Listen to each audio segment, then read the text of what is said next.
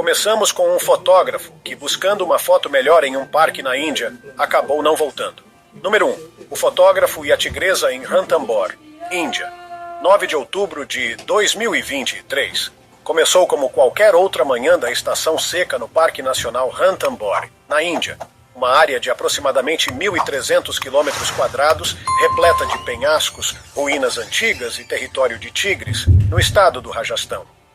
O sol surgia sobre a grama seca e as árvores dispersas, lançando sombras compridas enquanto veados pintados pastavam de forma cautelosa pelas trilhas. Os pavões chamavam do alto das árvores. Os langures observavam, imóveis, dos afloramentos de arenito.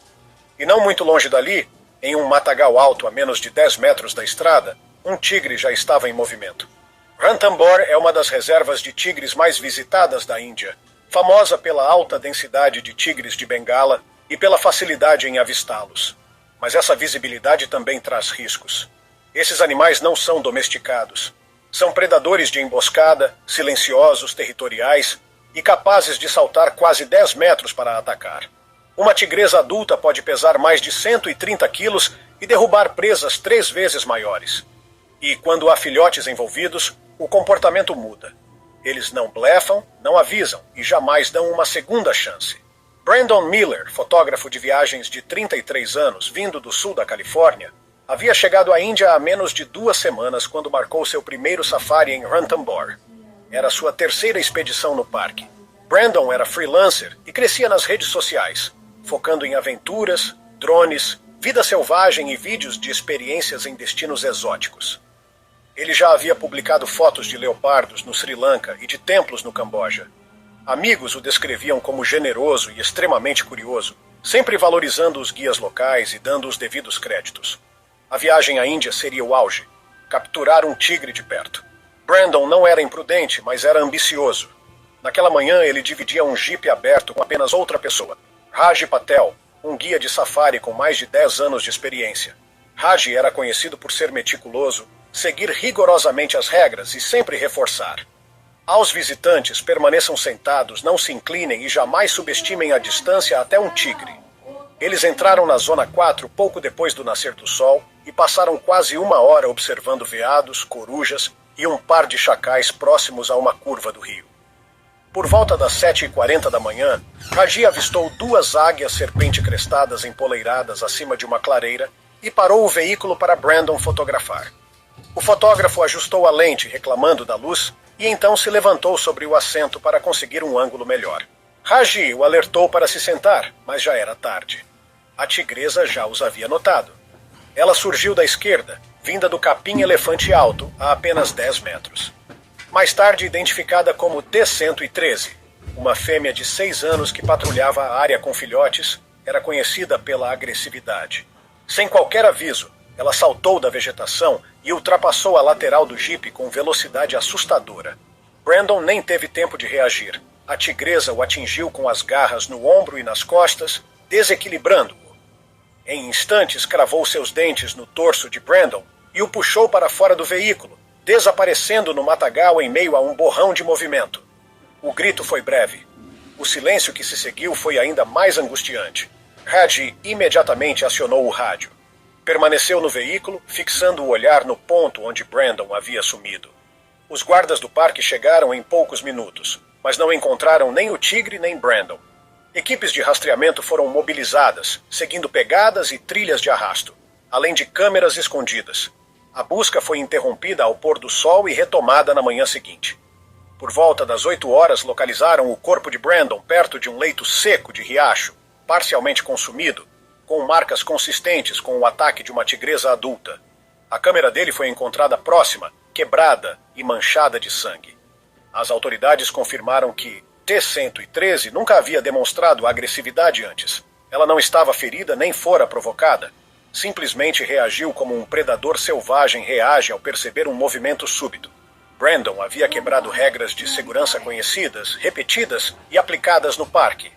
Regras criadas não apenas para proteger turistas, mas também os próprios animais.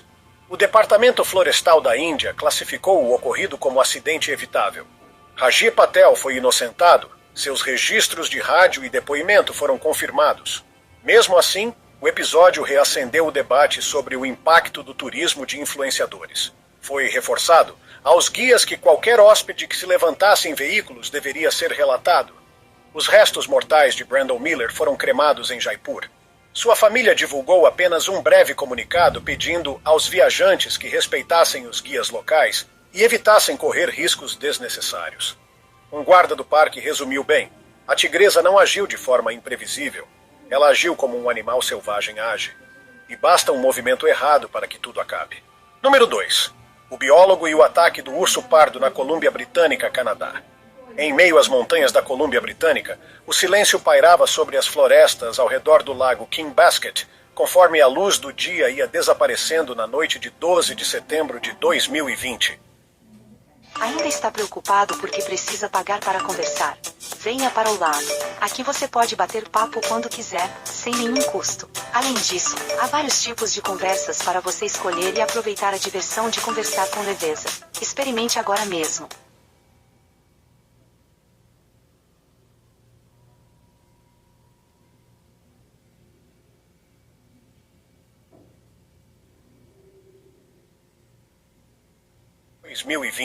Esse seria o último dia de trabalho de campo solo de Thomas Reed.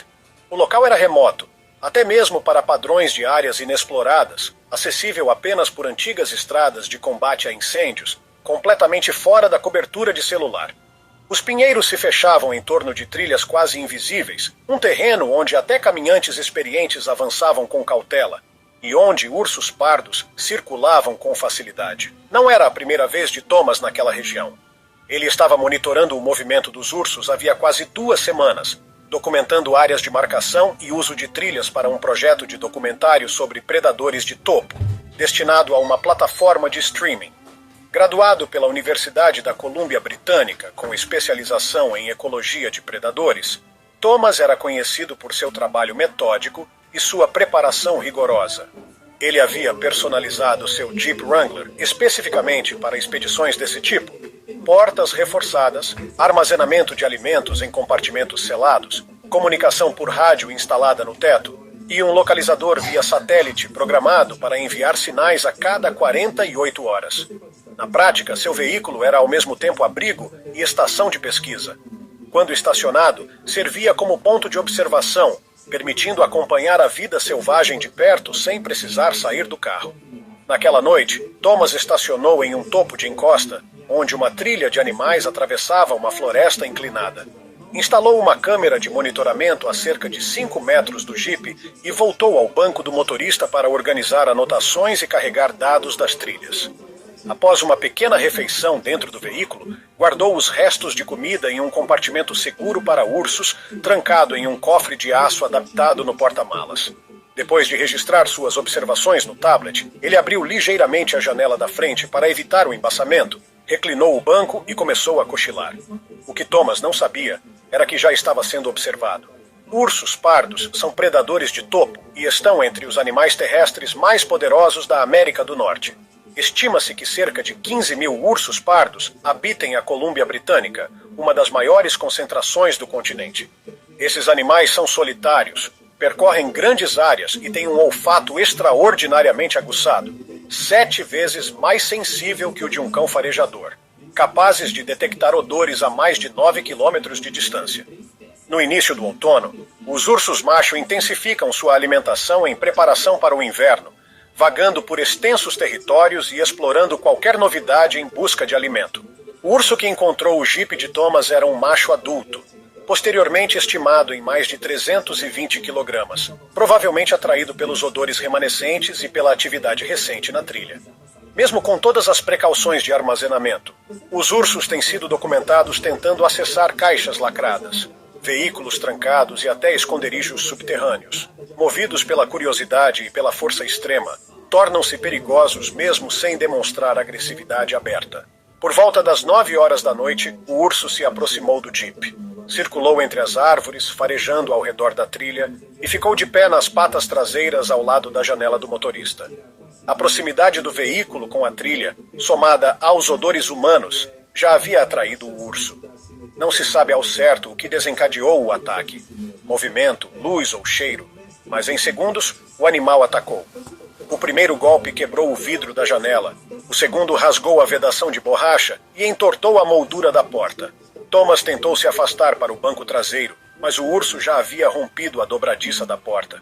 A fera enfiou a pata para dentro do jipe, agarrando Thomas com violência e puxando-o para frente.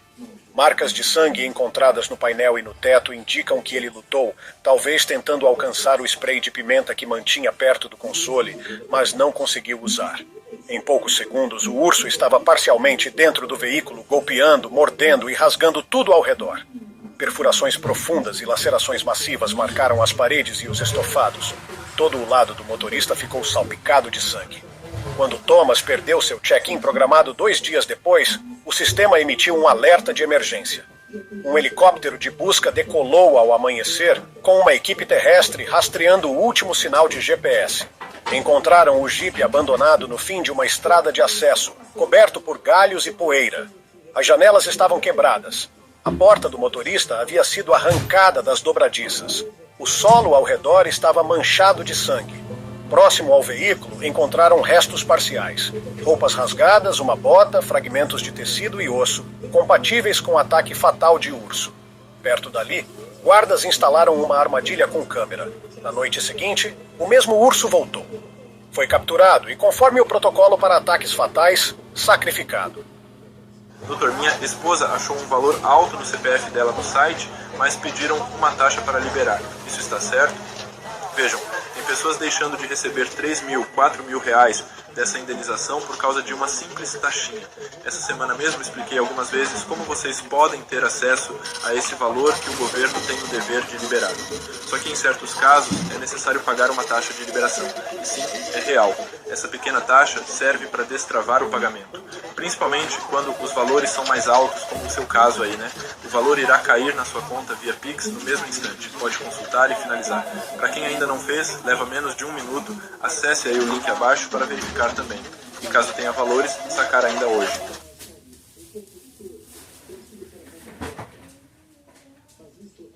AutoZone. Peça! Aqui não falta peça! Peças e acessórios! Peça! Peça! Peça já! Tá na mão! Alô, mecânico? A AutoZone te entende e te atende. Peça pro parça. AutoZone. Peça pra quem entende! Sacrificado. Análises de DNA confirmaram a correspondência com o material genético encontrado na cena. O incidente levou a uma revisão imediata dos protocolos para trabalhos de campo solo na Colômbia Britânica. Novas exigências incluíram alarmes térmicos de perímetro, sensores de movimento externos e regulamentações mais rígidas para pesquisadores que pernoitassem em veículos.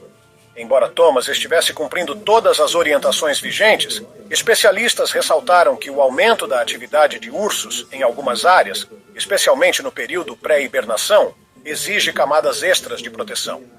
Thomas Reed foi lembrado por seus colegas como um pesquisador inteligente, cuidadoso e apaixonado pela conservação. Era conhecido por incentivar jovens pesquisadores, levando estagiários ao campo para treinamentos práticos. Seu trabalho contribuiu tanto para pesquisas acadêmicas quanto para a educação pública. Sua morte foi registrada como acidente, mas entre os biólogos, o caso acendeu debates sérios sobre os limites do que é considerado preparado num ambiente onde basta um único encontro errado para tudo terminar. Número 3. A blogueira e o ataque do búfalo no Parque Nacional Kruger, África do Sul. O calor tremulava sobre as áreas ao norte do Parque Nacional Kruger, no dia 4 de março de 2017.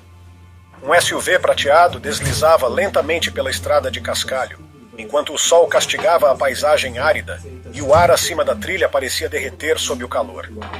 Perto do rio Letaba, o veículo seguia uma rota secundária estreita, levantando uma trilha de poeira atrás de si. O carro desviou levemente para o acostamento e parou sob a sombra rala de uma árvore féver. O motor ficou ligado. A janela estava aberta.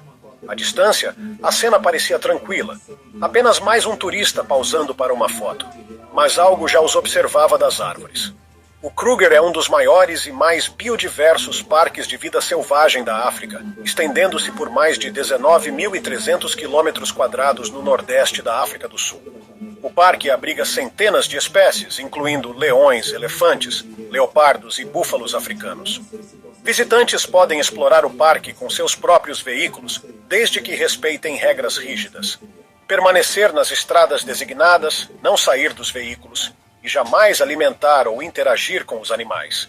Essas regras são claramente afixadas, reforçadas rigorosamente e punidas com multas severas. Mas, com o crescimento das redes sociais e dos influenciadores digitais, a linha entre explorar e performar tem se tornado cada vez mais tênue. Destiny Monroe, uma escritora freelance e blogueira de viagens de 27 anos de Atlanta, era conhecida por suas postagens aventureiras sobre viagens solo por parques nacionais e paisagens remotas. Ela tinha um pequeno, mas fiel público em seu blog pessoal, onde compartilhava reflexões sobre natureza, solitude e os desafios de explorar o mundo sozinha, sendo mulher. Fora do blog, Destiny trabalhava como revisora para uma editora local e atuava como voluntária em um centro de resgate de vida selvagem nos fins de semana. Formada em estudos ambientais, era apaixonada pela conservação, frequentemente usando seu espaço online para divulgar práticas de turismo ético e regiões naturais menos conhecidas.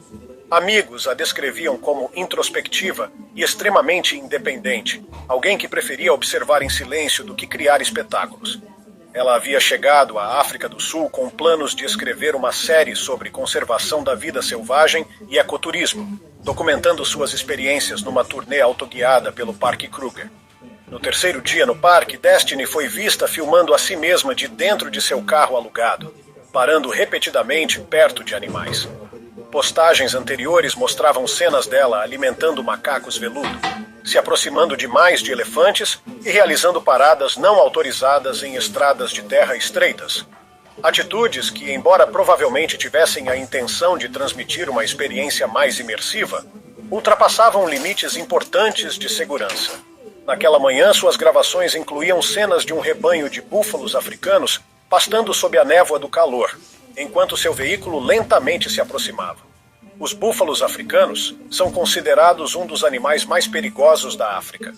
Touros adultos podem pesar mais de 700 quilogramas e são responsáveis por mais mortes humanas em algumas regiões subsaarianas do que predadores como leões. Sua agressividade é descrita como imprevisível e explosiva. Ao contrário dos predadores de emboscada, os búfalos respondem diretamente a ameaças percebidas, atacando sem aviso prévio com impactos esmagadores de seus chifres, atropelando qualquer obstáculo no caminho. Machos são especialmente territoriais e reativos, principalmente durante a estação seca. Quantas vezes você se pega inventando letras que soam bem? Dona AI pode te ajudar a criar músicas virais reativos, principalmente durante a estação seca, quando os rebanhos se compactam. Naquela tarde, Destiny estacionou fora da estrada principal, perto de uma clareira parcialmente arborizada. Um pequeno grupo de búfalos pastava ali. Um deles, um grande macho, observava seu veículo com atenção silenciosa. Buscando um ângulo melhor para suas anotações no blog, Destiny abaixou a janela e permaneceu ali por mais tempo do que o recomendado. Observava calmamente, anotando detalhes, sem perceber a mudança sutil na postura do búfalo. Sem qualquer aviso, ele avançou. O primeiro impacto atingiu o paralama dianteiro, jogando o veículo de lado. Destiny entrou em pânico e tentou acelerar, mas o motor engasgou e o carro morreu. Um segundo golpe veio em seguida, esmagando a porta do motorista e forçando o SUV para dentro de uma vala rasa. O terceiro e último impacto fez o veículo tombar, prendendo Destiny sob a estrutura amassada. Ela foi jogada contra o pilar da porta durante a virada, pois não usava cinto de segurança, sofrendo um traumatismo craniano grave no impacto, o que causou perda de consciência imediata. Ela permaneceu presa, com lesões internas adicionais causadas pelo colapso do carro. O veículo foi encontrado horas depois por outro grupo de turistas que alertaram os guardas do parque. Quando a equipe de resgate chegou, Destiny já estava sem vida. Uma revisão das filmagens recuperadas da câmera de Destiny confirmou múltiplas violações das regras do parque, incluindo paradas não autorizadas e aproximação perigosa de animais. Em resposta, o Parque Nacional Kruger implementou um sistema de monitoramento digital para detectar veículos que saíam das estradas em tempo real. Novos avisos foram adicionados nos portões de entrada e protocolos de segurança atualizados foram distribuídos aos funcionários, com atenção especial para visitantes solo, blogueiros e fotógrafos que poderiam, ainda que involuntariamente, colocar-se em risco em busca de imagens diferenciadas. A morte de Destiny gerou debates acalorados nas redes sociais e na mídia. Sua família emitiu um breve comunicado pedindo privacidade e exortando outros viajantes a não repetir seus erros. Conforme a política dos parques nacionais da África do Sul, nenhuma ação foi tomada contra o búfalo envolvido, pois os animais não são removidos nem sacrificados por comportamento defensivo dentro de áreas protegidas. A causa da morte foi registrada como trauma por impacto e lesões por esmagamento causadas por ataque de animal. Seus restos foram repatriados para os Estados Unidos para sepultamento privado. Número 4. Pai e filha atacados por leão na África do Sul. 18 de outubro de 2015. Era uma tarde quente e sem vento na província de Limpopo, África do Sul. Ao longo de uma estrada de acesso de cascalho que contornava uma reserva privada de vida selvagem, o calor fazia a savana brilhar enquanto insetos zuniam baixo pelo mato seco. Perto da linha de árvores, um sedã prateado desacelerou e parou sob o sol do fim do dia. O motor ainda funcionando, a lente da câmera capturando a luz dourada. De longe parecia uma cena comum, quase rotineira, mas o veículo estava parado dentro de uma zona de predadores, área marcada por atividade recente de leões e com histórico de incidentes envolvendo janelas abertas e movimentos imprudentes. Edward Eddie King, de 52 anos, era engenheiro mecânico em Joanesburgo.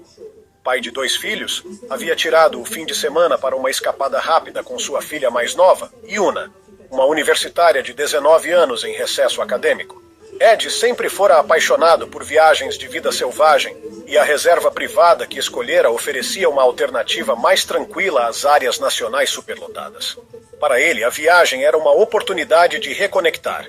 Para Yuna, era mais um compromisso. Ela passou a maior parte do trajeto no banco do passageiro, fones de ouvido ligados, deslizando o dedo pelo celular, pouco atenta ao que acontecia ao redor. A última parada deles foi em uma pequena clareira perto do rio Letaba. Ed estacionou o carro ligeiramente fora da estrada principal para fotografar a paisagem sob a luz do final da tarde. Ele saiu do veículo, caminhando alguns metros pela grama para conseguir um ângulo melhor. A janela do lado de Yuna permaneceu entreaberta para ventilação. Embora a reserva fosse privada, ela operava sob regulamentos rigorosos de vida selvagem estabelecidos pelo governo. Visitantes podiam dirigir seus próprios veículos pelas rotas designadas, mas regras claras estavam em vigor nas zonas de predadores. Era proibido sair do carro, abrir janelas ou interagir com qualquer animal sob qualquer circunstância. Essas normas eram impressas nos mapas do parque, afixadas nas entradas e repetidas verbalmente na recepção. No entanto, como acontece em muitas reservas menores, a fiscalização dependia principalmente da responsabilidade dos visitantes. Nem Ed nem Yuna perceberam o grande leão macho deitado na grama alta nas proximidades. O animal repousava à sombra, a menos de 15 metros da estrada, perfeitamente camuflado pelo pó e pela vegetação parada. Oi, gente. Tô aqui na casa de repouso com nossos vovôs e vovós e vim mais uma vez pedir o apoio de vocês. Ontem eu postei um vídeo contando a situação difícil que estamos passando. Perfeitamente camuflado pelo pó e pela vegetação parada. Leões são predadores de emboscada. Machos adultos podem ultrapassar 180 kg e não espreitam como leopardos nem rugem antes de atacar. Eles aguardam, imóveis, silenciosos, pacientes, até que a oportunidade perfeita se apresente. Na última hora da luz do dia, seus sentidos ficam ainda mais aguçados. O movimento de Yuna no banco foi o que desencadeou o ataque. O leão se levantou num só movimento e avançou em carga contra o carro. Com uma patada poderosa, golpeou a porta do passageiro e, usando o peso do corpo, forçou cabeça e ombro através da abertura da janela. Yuna gritou quando as garras rasgaram seu braço e clavícula. As mandíbulas do leão se fecharam em seu torso, puxando-a violentamente para fora, enquanto suas pernas ficaram presas sob o console central. Ao ouvir o barulho, Ed correu de volta. Alcançou o lado do motorista e tentou abrir a porta, mas o peso do leão a mantinha travada. Em desespero, correu até o lado do passageiro gritando e tentando distrair o animal, chegando até a golpeá-lo. O leão soltou Yuna e girou agressivamente.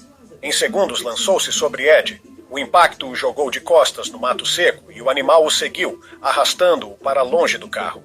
Dentro do veículo, Yuna ainda estava consciente, mas sangrava muito.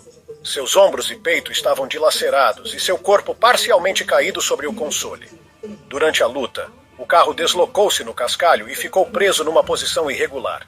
As portas da frente estavam travadas. Yuna não conseguiu se mover novamente. O carro foi descoberto aproximadamente 15 minutos depois por outro grupo de visitantes, que notaram a posição estranha do veículo e a ausência de pessoas nas proximidades. Eles usaram o rádio para chamar os guardas da reserva. Quando a equipe de resposta chegou, o leão já havia se retirado para a vegetação densa. Ed foi encontrado sem vida a poucos metros do carro. Yuna, dentro do veículo, também não apresentava sinais vitais. O leão foi localizado no dia seguinte e sacrificado. Marcas de mordida, vestígios de sangue e evidências forenses confirmaram que era o responsável pelo ataque. As mortes foram atribuídas a uma combinação de lacerações profundas, perda massiva de sangue e traumas contundentes. A principal causa da morte de Ed foi a fratura de uma vértebra cervical, consistente com o impacto do ataque. Em resposta, a reserva implementou novas regras de segurança. As janelas deveriam permanecer totalmente fechadas em zonas de predadores, independentemente do clima ou do conforto dos passageiros. Também foram adicionadas patrulhas móveis e sensores de estrada para monitorar veículos que não seguissem as normas. Não houve coletiva de imprensa, apenas uma breve declaração pública confirmando o incidente e as novas restrições. Ed e Yuna foram homenageados em cerimônia privada pela família em Joanesburgo. O leão não recebeu nome público e não foram divulgados comentários sobre seu histórico comportamental anterior. Número 5. O técnico de mineração atacado por um hipopótamo na Zâmbia. Nas primeiras horas de 9 de maio de 2016, o calor residual da estação seca ainda impregnava o solo da província sul da Zâmbia. As estradas de terra estavam vazias enquanto a meia-noite se aproximava. Apenas um veículo ainda cruzava os caminhos poeirentos. Uma velha picape Hilux, avançando pela trilha que seguia próxima às margens do rio Kafue. Os pneus levantavam poeira em uma estrada que não via tráfego havia horas. No papel, aquela rota não tinha nada de anormal. Era um atalho conhecido, frequentemente usado por trabalhadores voltando de turnos noturnos. A estrada de terra passava a menos de 20 metros da margem do rio, uma área de travessia ativa para hipopótamos, que se movem entre a água e áreas de pastagem durante a madrugada. Chanda Mulenga, um técnico de mineração de 39 anos, empregado em uma mina de cobre perto de Mazuba, havia ficado até tarde terminando uma tarefa de manutenção. A estrada principal para sua aldeia levaria quase 1 hora. O atalho, que seguia paralelo ao rio Kafue por vários quilômetros, cortava o trajeto quase pela metade. Não era uma escolha incomum.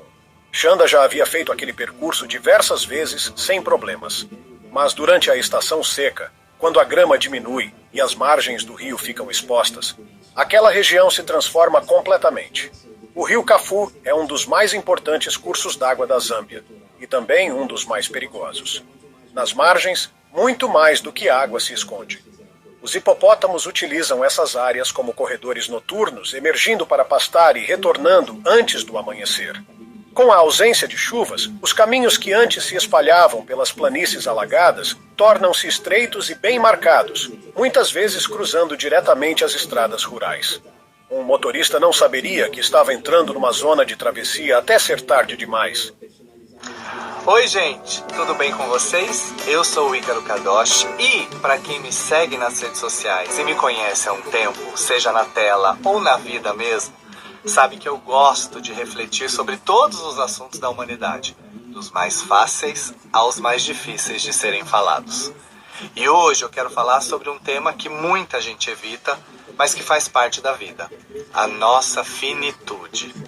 Você já parou para pensar que, se caso algo acontecesse hoje, você e sua família estariam amparados? É uma pergunta difícil, eu sei, mas foi exatamente por isso que eu decidi me antecipar. Escolhi cuidar de tudo agora, com amor, com responsabilidade, por mim e por todos aqueles que eu amo. E foi com a Alcel, uma funerária que me acolheu com respeito e carinho, que eu fechei meu plano funerário. E mais, garanti meu jazigo no também cemitério da Alcel, o Memorial Bom Retiro, que está simplesmente lindo. Visitei, comparei, perguntei, e sabe o que mais pesou na minha decisão? A humanidade no atendimento. Gente que olha no olho, sabe? Que entende o momento, que acolhe. Então, se eu puder te dar um conselho, é esse.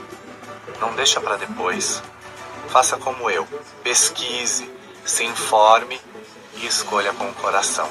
E acima de tudo, proteja quem você ama. Você vai sentir a mesma paz que eu tô sentindo agora. Então, se puder, aproveita essa dica, tá?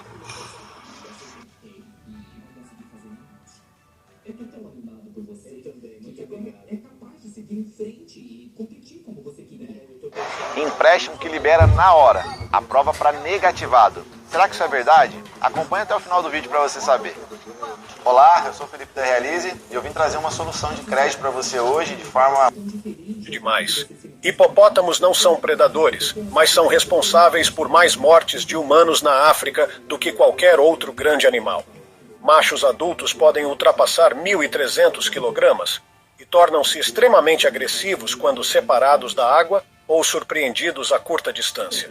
Suas mandíbulas podem se abrir em mais de 150 graus e exercer uma pressão superior a 800 quilos por centímetro quadrado. Força suficiente para esmagar ossos e despedaçar carrocerias de veículos.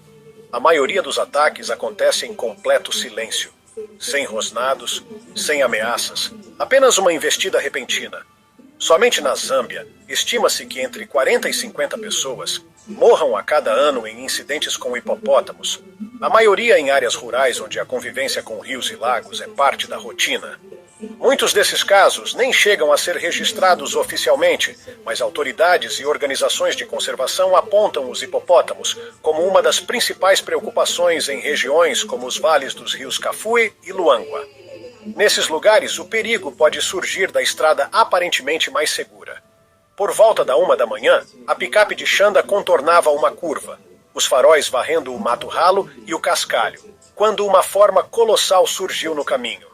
Um enorme hipopótamo macho acabara de subir a margem oposta, voltando para o rio após pastar mais acima. O animal hesitou por um breve momento, antes de baixar a cabeça e disparar. Não houve tempo para desviar. Não havia sinais de advertência, nem mesmo o reflexo dos olhos do animal. Apenas a massa cinzenta iluminada abruptamente pelos faróis. Naquela região, viajar à noite sempre era um risco, mas Xanda conhecia bem aquela estrada e confiava nela. Naquela noite, porém, seu caminho cruzou diretamente com um dos habitantes mais perigosos do rio, e já era tarde demais para reagir. O impacto ocorreu segundos depois. O hipopótamo atingiu o lado do motorista, esmagando a porta e lançando a picape violentamente para a direita. O vidro explodiu para fora. A estrutura metálica cedeu sob a força bruta. Xanda ainda estava preso pelo cinto de segurança, mas a pancada fez a porta amassar contra suas costelas. Ele tentou alcançar a alavanca de câmbio, talvez para engatar a ré ou escapar de alguma forma. Mas uma segunda investida do hipopótamo acabou com qualquer tentativa. O animal mordeu a moldura da janela e arrancou parte da lateral do veículo. Em seguida, avançou e cravou as mandíbulas no torso superior de Xanda, arrastando-o para fora em um único puxão. Suas pernas bateram no painel. O cinto se soltou e ele caiu no chão. O hipopótamo o pisoteou com seu peso imenso, esmagando o externo e deslocando a coluna vertebral antes de morder novamente na região do abdômen. O animal permaneceu no local por apenas alguns instantes antes de desaparecer de volta na vegetação. Todo o ataque durou menos de 1 minuto. Quando Xanda não retornou para casa ao amanhecer, um colega de trabalho decidiu seguir o atalho para procurá-lo. Encontrou a picape a poucos quilômetros da aldeia, tombada em uma vala. O lado do motorista estava completamente destruído. Manchas de sangue marcavam o cascalho. Pouco adiante, entre a vegetação, o corpo de Xanda jazia de bruços, coberto por ramos quebrados e grama amassada. Socorristas confirmaram o óbito no local. A causa da morte foi atribuída a trauma maciço por esmagamento e lacerações. Não houve investigação. Não houve busca pelo animal. O hipopótamo já havia retornado ao rio. A empresa de mineração emitiu um alerta de segurança na semana seguinte, instruindo os funcionários a evitarem a rota ribeirinha após o anoitecer. Nenhuma outra medida foi tomada. Dentro de poucas semanas, o atalho foi praticamente abandonado. Essas histórias mostram que, no mundo selvagem, basta um momento de descuido para que tudo mude. Respeitar as regras e entender que estamos, como visitantes no território dos animais,